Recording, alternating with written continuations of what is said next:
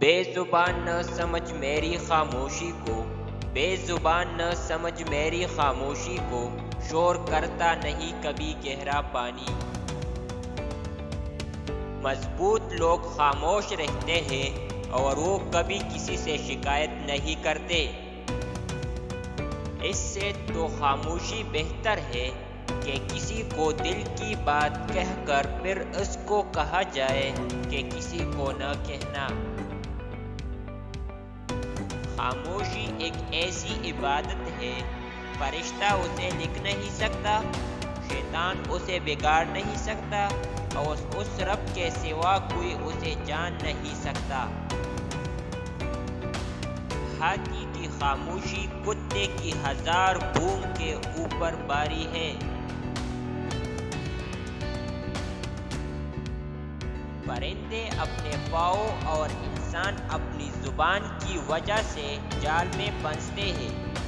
گفتگو میں نرمی اختیار کرو، لہجوں کا اثر الفاظ سے زیادہ ہوتا ہے۔ خاموشی عالم کا زیور ہے اور جاہل کی جہالت کا پردہ۔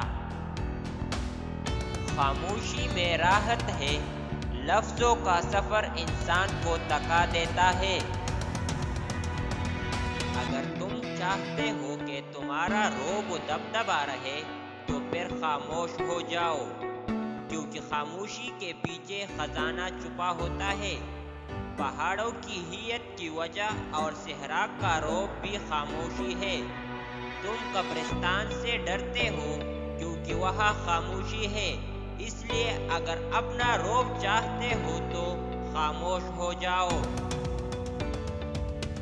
جسمانی مشقت اٹھائے بغیر بہترین عبادت، آرائش و زیبائش کے بغیر زینت، بادشاہت و اقتدار کے بغیر رعب و دبدبا، اونچی دیواروں کے بغیر مضبوط قلعہ، معذرت و معافی کی ذلت سے نجات، جہالت اور عیوب کو چھپانے کا ذریعہ، نامہ اعمال میں گناہوں سے اندراج سے حفاظت۔